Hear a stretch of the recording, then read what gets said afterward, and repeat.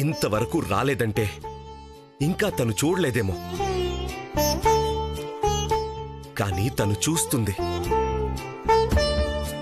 వస్తుంది అన్న నమ్మకం నాకుంది. ఖచ్చితంగా వస్తుంది.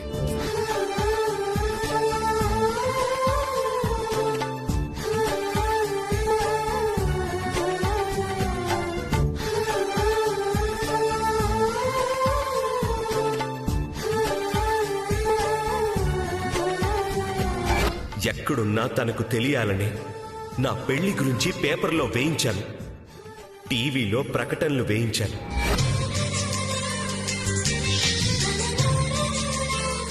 కానీ తను చూస్తుంది, వస్తుంది అన్న నమ్మకం నాకుంది.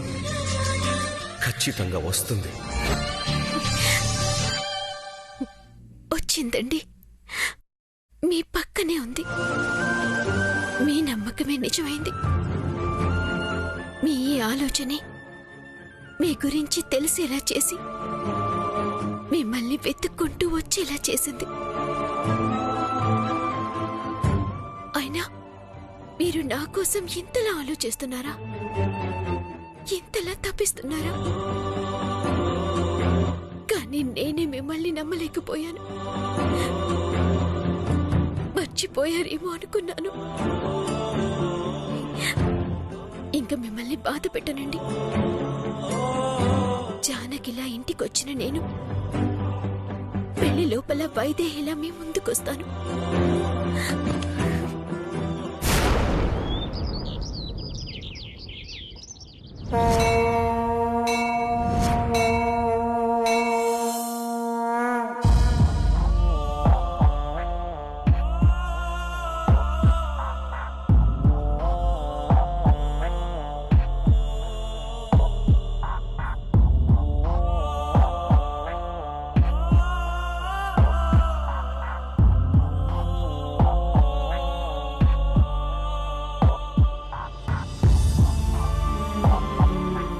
జానకిరామయ్య గారు, హోమానికి అన్ని ఏర్పాట్లు పూర్తయ్యాయి. మీరు సరేనంటే మొదలు పెడతాను. కాసేపు ఆగండి పూజారి గారు. అల్లుడు గారు ఇంకా రాలేదు. హోమం అల్లుడు గారి చేతుల మీదుగా జరగాల్సింది. 6 నెలలైంది. ఎక్కడికి వెళ్ళిందో ఏమైందో తెలీదు. వెతకని చోటు లేదు, అడగని మనిషి లేడు. మళ్ళీ ఎప్పుడు నా బిడ్డ నా కంట పడుతుందో.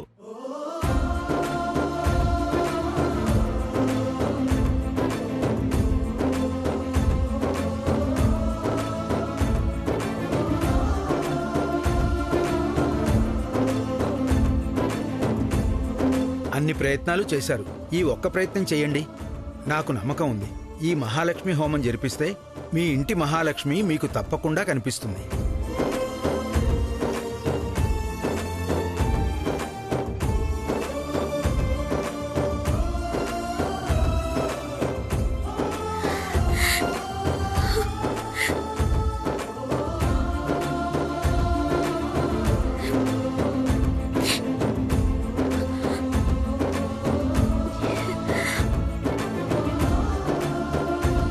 నాన్నగారు, బావగారు బయలుదేరారో లేదో ఒకసారి ఇంటికి ఫోన్ చేయండి. సరే.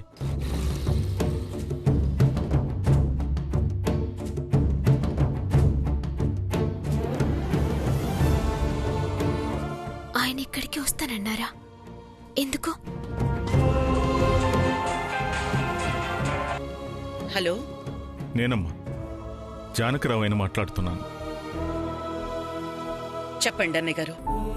అదేనమ్మా, అమ్మాయి క్షేమంగా తిరిగి రావాలని మహాలక్ష్మి హోమం చేస్తున్నాం కదా, అల్లుడు గారిని పంపిస్తామన్నారు. అదా, మీకు నిన్ననే చెప్పాం కదా అన్నయ్య గారు, పెళ్లి 2 రోజుల్లో ఉంది, రాడు అని. అయినా మీరు అడగమన్నారని అడిగాను. అబ్బాయి కూడా అదే మాట చెప్పాడు. అదేంటమ్మా, అమ్మాయి రావాలని కదా హోమం చేస్తుంది. అల్లుడు గారు రాకపోతే ఎలా? రాకపోతే ఎలా అంటే, 2 రోజుల్లో పెళ్లి పెట్టుకుని ఇప్పుడు కూతురు రావాలని హోమం చేస్తున్నారంటే అసలు మీ ఉద్దేశం ఏంటి? ఈ పెళ్లి జరగకూడదనే కదా? నా బిడ్డ కనపట్టం లేదని నేను ఏడుస్తుంటే పెళ్ళంటారేంటమ్మా?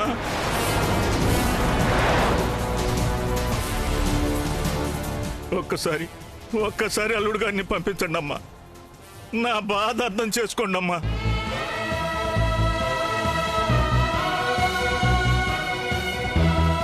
రాడు అని చెప్తుంటే అర్థం కావట్లేదా మీకు? కావాలంటే ఫోన్ ఇస్తాను, మీరే మాట్లాడండి. కానీ వాడి నోటితో రాను అని చెప్తే మీరింకా బాధపడతారు. అంత పాపం నా కూతురు ఏం చేసిందమ్మా? తాళి కట్టిన భార్య కనిపించక 6 నెలలైంది. ఏమైందో ఏవో అని కొంచెమైనా భయం బాధ్యత లేదా? ఇలాగే వదిలేస్తారా? చెప్పండి, ఇలాగే వదిలేస్తారా? చూడండి అన్నయ్య గారు, నా కొడుకు మళ్ళీ పెళ్లికి సిద్ధపడ్డాడని అప్పుడే మీకు అర్థం కావాలి. ఇంకా వాడిని ఇబ్బంది పెట్టి మీరిబ్బంది పడ్డం ఎందుకు చెప్పండి? ఇంకో 2 రోజుల్లో వాడి పెళ్లి. వాడైతే ఇప్పుడు రావడం లేదు, తర్వాత మీ ఇష్టం.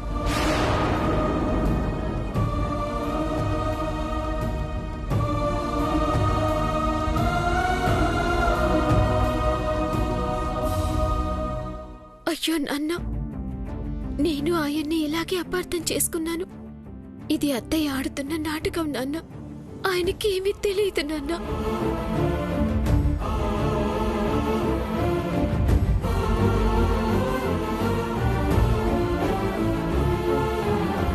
ఏమైంది నాన్నగారు? బావగారు వస్తున్నారా లేదా? చెప్పండి నాన్న. రావట్లేదురా. 2 రోజుల్లో పెళ్లి. ఆయన రాలేడంట. అంత అబద్ధం. ఆయనకి తెలిస్తే ఖచ్చితంగా వచ్చేవారు. కానీ ఆయనకి హోమం సంగతి చెప్పకుండా చెప్పాను రావట్లేదని అత్తయ్య అబద్ధం చెప్తోంది. మరి ఇప్పుడు ఏం చేద్దాం జానకిరామయ్య గారు? భర్త చేతుల మీదుగా ఈ హోమం జరిపిస్తే ఆవిడ ఏ పరిస్థితుల్లో ఉన్నా, ఎలాంటి ఆపదలో ఉన్నా అన్నీ తొలగిపోయి క్షేమంగా వస్తుంది. మాకు ఆ అదృష్టం లేదు. ప్రేమించానని పెళ్లి చేసుకుంటానన్నాడు, ప్రాణం కన్నా ఎక్కువ అన్నాడు. కానీ ఇప్పుడు కనిపించకపోతే కన్నీటి చుక్కైనా కార్చకుండా 2వ పెళ్లికి సిద్ధమైపోతున్నాడు. అది అది అది మా అల్లుడు. అయ్యో నాన్న, ఇది అత్తయ్య ఆడుతున్న నాటకం నాన్న. ఆయనకి ఏమీ తెలియదు నాన్న. గొప్పవాళ్ళు కదా, గొప్పగా చూసుకుంటారనుకున్నా. నమ్మి మోసపోయా. అంతా మా కర్మ, అంతా మా కర్మ, అంతా మా కర్మ. నాన్నగారు ఆగండి. అంతా మా కర్మ, అంతా మా కర్మ, అంతా మా కర్మ. నాన్నగారు ఆగండి. నాన్నగారు అంతా మా కర్మ, నాన్నగారు అంతా మా కర్మ. వద్దు నాన్న, అక్క తిరిగి వస్తుంది నాన్న. నా మాట విన్నానా?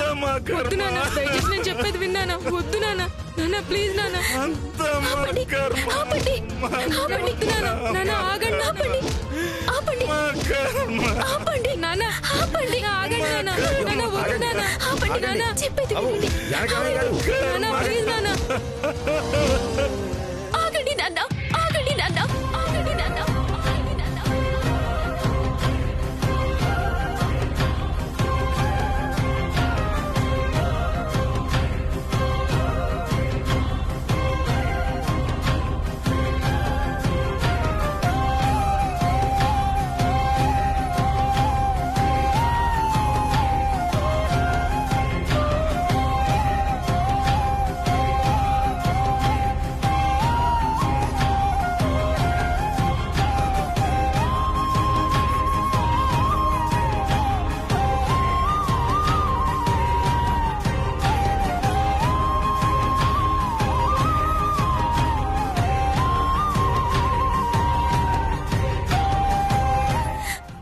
ఏమైంది మీకు?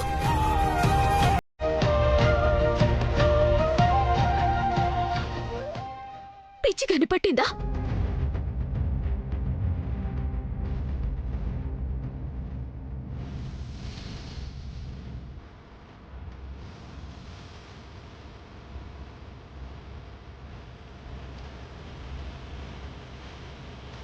ఎవరమ్మా? ఎవరు తల్లి నువ్వు?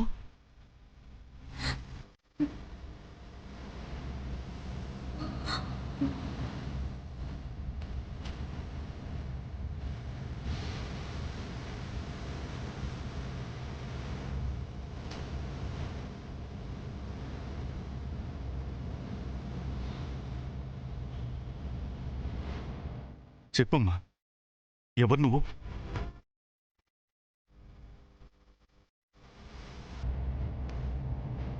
ఎవరమ్మా? ఎవరు నువ్వు?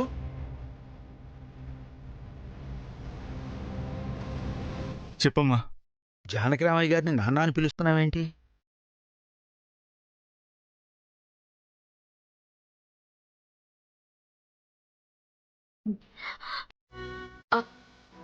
అది అది ఈయన్ని చూస్తే మా నాన్నగారిలానే అనిపించారు.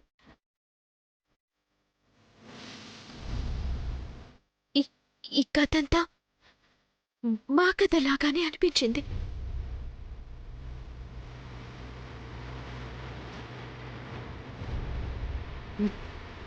మా అక్క కూడా ఇలాగే కనిపించకుండా పోయింది. ఏమైందోనని మా నాన్న కూడా ఇలాగే తల కొట్టుకొని ఏడ్చిన సందర్భాలు ఎన్నో. ఇప్పుడు ఉన్నట్టుండి ఈయన్నిలా చూసేసరికి మా నాన్నగారు గుర్తొచ్చారు.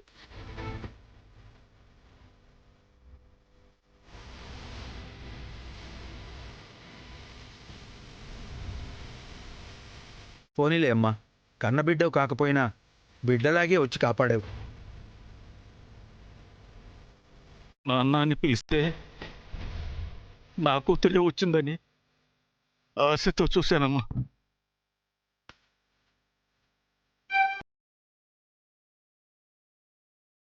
కానీ రాలేదు.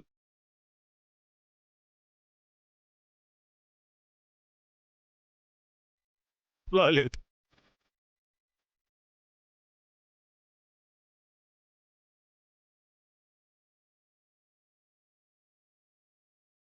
అయినా మెట్టినింట్లో సమస్య వచ్చిందనుకో, కళ్ళల్లో పెట్టి చూసుకునే కన్న తండ్రి ఉన్నాడన్న విషయం మర్చిపోయి అందరినీ వదిలేసి వెళ్ళిపోతే ఎలా?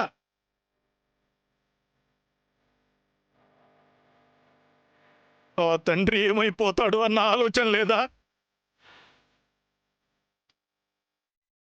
ఎందుకుండదు? రావాలని ఉన్నా వచ్చే పరిస్థితి లేదేమో. ఎదురు పడితే ఏ సమస్య వస్తుందోనని భయపడి రావడం లేదేమో. నీకు తెలియదు కదా. ఆ పరిస్థితులు ఏవో చెప్పాలి కదా.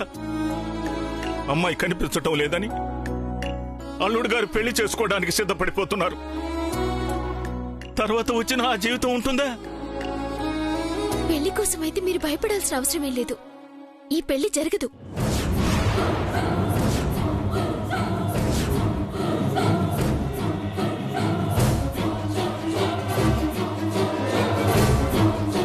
పెళ్లి జరగదని నువ్వెలా చెప్పగలవు?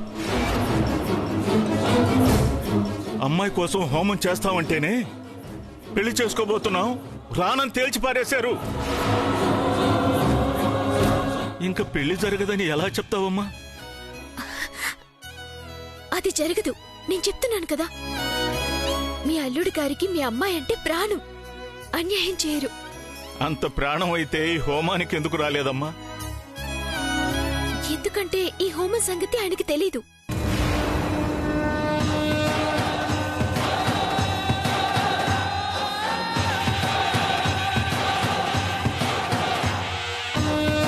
తెలియకపోవటం ఏంటమ్మా? చెప్పాను కదా. అయినా ఇవన్నీ నీకెలా తెలుసు? చెప్పమ్మా, ఎలా తెలుసు? ఎలా అంటే మీ అమ్మాయి వైదేహి ఉండే స్థానంలో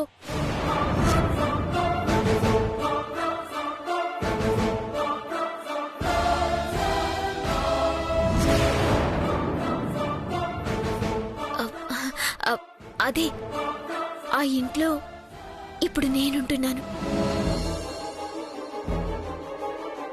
నాకు మొత్తం తెలుసు. మీరు మీ అల్లుడి గారి గురించి అనుకుంటున్నదంతా తప్పు. మీరు మీ అమ్మాయి కోసం ఎంతలా ఎదురు చూస్తున్నారో మీ అల్లుడు గారు కూడా అంతే ఆశగా ఎదురు చూస్తున్నారు. ఇప్పుడు ఈ హోమం సంగతి తెలియక రాలేదంతే. ఇప్పుడు వస్తారు చూడండి, రప్పిస్తాను. నిజంగా నీ నోటి చలవ వల్లే వస్తే నీ రుణం ఈ జన్మలో తీర్చుకోలేను. నాన్న, ఏంటిది? నాన్న అని పిలిచాను. ఇప్పుడు ఆయన రావాల్సిన అవసరం మీకెంత ఉందో రప్పించాల్సిన బాధ్యత నాకు అంతే ఉంది. నేను రప్పిస్తాను. తమ్ముడు, ఇలా రా. ఇది పట్టుకో. నేను మీ బావని రప్పిస్తాను, సరేనా? నవ్వాలి.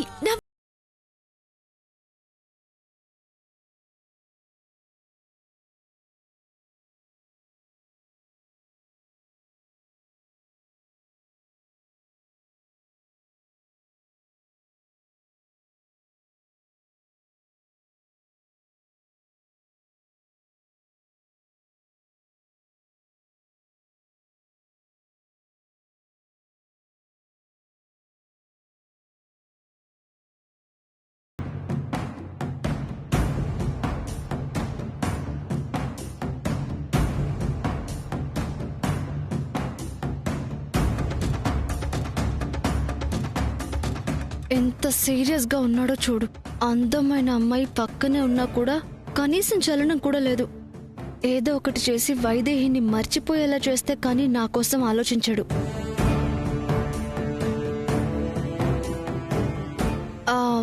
బావా, ఏంటి?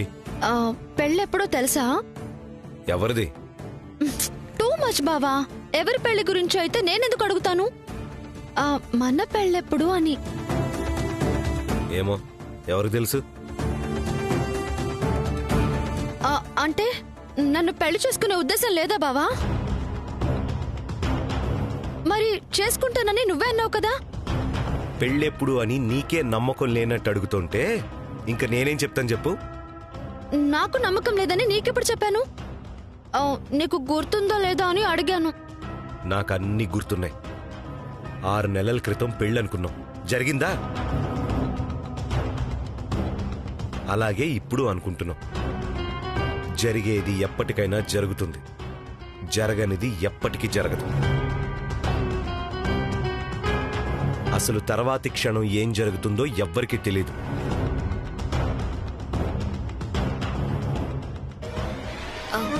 అన్నా, ఏమనుకోకుండా ఒకసారి మీ ఫోన్ ఇస్తారా? నేను ఫోన్ మర్చిపోయి వచ్చాను. సరే అమ్మా, తీసుకో. మళ్ళీ ఇస్తాను. పర్లేదమ్మా.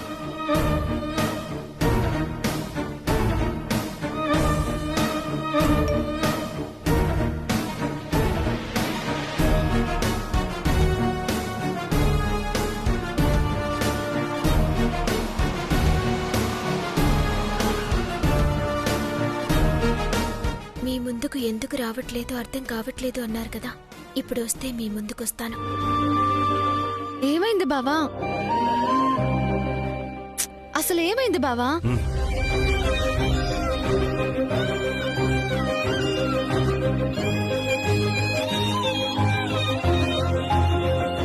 వైదేహి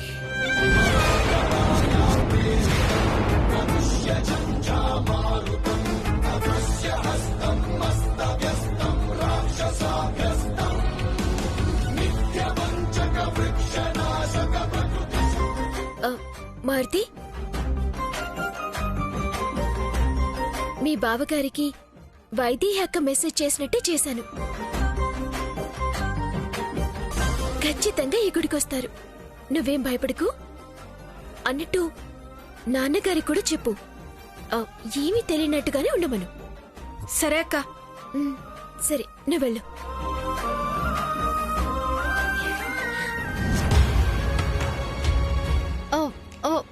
వైదేహినా? వైదేహి ఏంటి బావా? ఆ మెసేజ్ ఏంటి? వైదేహి మెసేజ్ పెట్టింది. పిచ్చా ఎందుకేమైనా? ఎప్పుడో చేస్తే ఇప్పుడు మెసేజ్ పెట్టింది అంటున్నాడేంటి?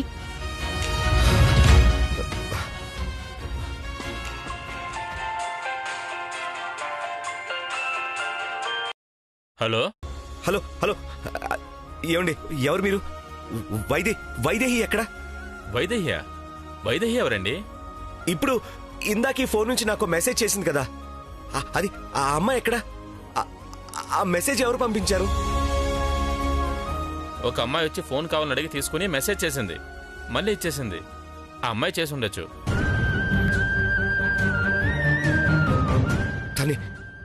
తనే కావాలి. ఎక్కడుంది సార్? మీరు ఎక్కడున్నారు చెప్పండి సార్.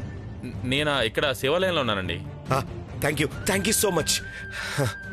శ్రవంతి, నువ్వు కార్ దిగి చెప్తాను. ఏమైంది బావా? వైదేహి వచ్చింది, నన్ను కలవాలనుకుంటుంది. నువ్వు క్యాబ్ తీసుకుని వెళ్ళిపో. వైదేహి రావడం ఏంటి బావా? తను వచ్చే అవకాశమే లేదు. మెసేజ్ పెడితే వచ్చే అవకాశం లేదంటావేంటి? ఓ, అరే వస్తే ఇంటికి రావాలి కదా బావా. ఇలా మెసేజ్ పెట్టడం ఏంటి?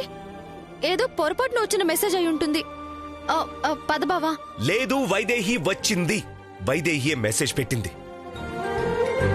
నా మనసు నాకు చెప్తుంది. ముందు నువ్వు కారు దిగి చెప్తాను. దిగు శ్రవంతి, వెళ్ళు. దిగు, వెళ్ళు. క్యాబ్లో వెళ్ళిపో. జాగ్రత్తగా వెళ్ళు. డోర్ క్లోజ్ చేయి. బావా